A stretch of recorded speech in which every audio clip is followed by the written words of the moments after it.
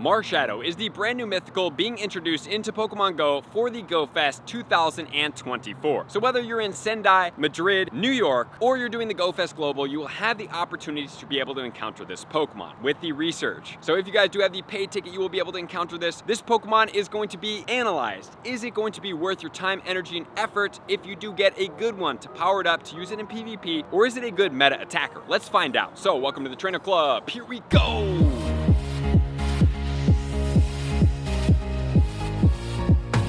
The Marshadow is going to be a ghost and a fighting type Pokemon. Quite a unique combination and something that is going to be fun to analyze today. This Pokemon does max out at 4,217. It has an attack of 265, a defense of 190, and a stamina of 207. So it's a little bit more geared towards the attacker category. But we want to also see what the movesets of this Pokemon are going to be. It's going to get Sucker Punch, Poison Jab, and Counter for the fast moves. And as far as the charge moves, it will get Ice Punch, Thunder Punch, Fire Punch, Rock Slide, as well as Close Combat. So this Pokemon, very cool. Like the movesets, unfortunately it doesn't get a little bit stronger of a fighting move to make it potentially a meta fighting type of counter, because remember, it's going to have to go against the Aura Sphere Lucario in the regular form and eventually the Mega, and then it's also got to go against that Terrakion with the double fighting move that it now does have that makes it extremely strong. As far as its weakness, the good thing about it is only going to have single weakness to Fairy, Flying, Ghost, and Psychic, and then as far as its resistances, it will double resist Normal, Fighting,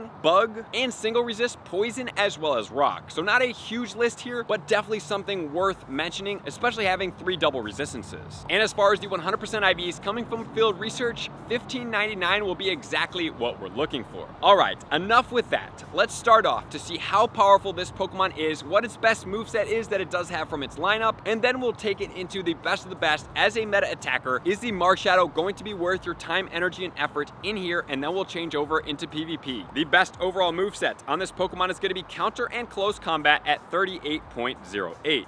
Well, looking at that 38, guys, right off the bat, unfortunately, if we have a Pokemon around 38, not quite over 40, especially in a little bit of a more powerful category like fighting, we have Shadow Machamp, we have the Lucario, the Mega Lucario, the Terrakion. Man, there's some really powerful fighters out there. You know, being over 40 in and around the mid 40s would be definitely game breaking, but as of right now, seeing it at around 38 is not super promising, but let's keep going because we're not for sure. And then we have Counter matched up with Rock Slide at 35.96, Ice Punch at 34.35, Fire Punch at 33.99, Close Combat at 33.44, Thunder Punch at 33.25. Then we have the Sucker Punch and Close Combat at 32.77 and down on the list. So as far as maybe having one of these secondary movesets overpower it and make it relevant in a different category, unfortunately, guys, we're not looking too great here. Thunder Punch, Ice Punch, and Fire Punch are not the most productive moves. Well, let's check it out in the other categories. In the fighting category, Mega Lucario at the top, like we talked about, at 52.66. Then we have the Mega Heracross at 47.67 and the Mega Blaziken at 46.51. The first non-Mega Pokemon is going to be Terrakion with double kick and Sacred Sword, like we talked about, at 46.35, followed by Keldeo with low kick and Sacred Sword at 43.6. Then the Shadow Machamp with counter and dynamic punch at 42.72. And seeing that counter dynamic punch on the Shadow Machamp already puts more promise into that Pokemon. Number one, yeah, it might be a little bit more Stardust, but it is not premium XL candy and ultra premium XL candy at that. This Marshadow will be ultra premium XL candy. What I mean by that is you're gonna have to use rare XL candy to put it into this Pokemon to max it out. So would you do that as far as a meta attacker right here, right off the bat? Absolutely not. But it could have some use in PvP, and you might be able to find some use for that if it works for your team, and that's really what you like to do, and you use it in the Master League. Then going down on the list, we have the Shadow Hariyama at 40.88 and the Mega Gallade. And then on the second page, we have the Lucario, Conkeldurr, which has already had a Calm Day at 39.36, Mega Lopunny, Shadow Blaziken, and then in the 15th spot overall, Counter Close Combat on the Marshadow at 38.08.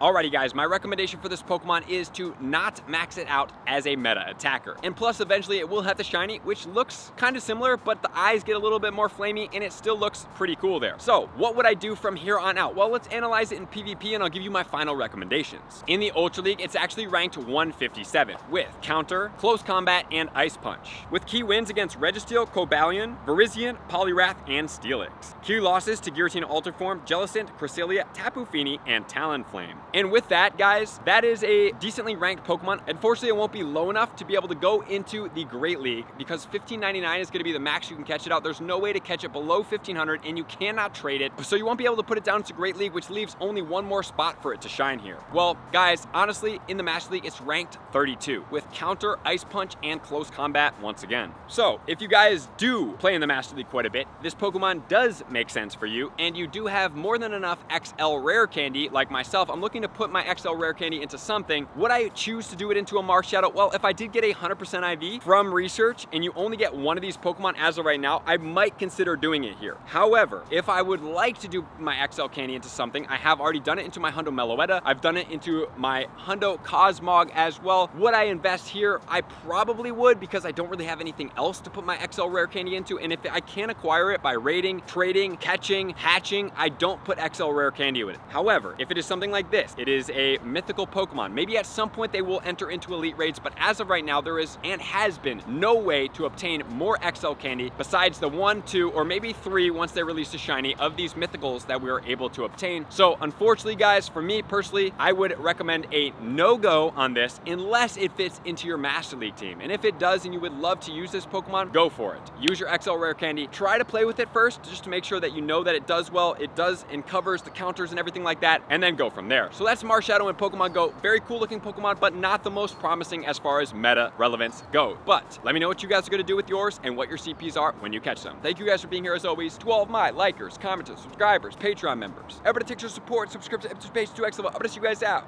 on the next video. Peace.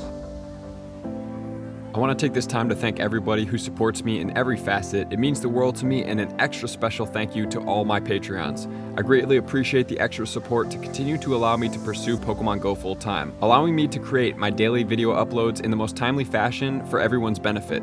Plus, I get the amazing experience of sharing my creative processes behind the scenes and raiding all around the globe with select upper tiers. Thank you everybody for being a part of the Trainer Club. You all mean the absolute world to me, and I will see you guys out on the next video.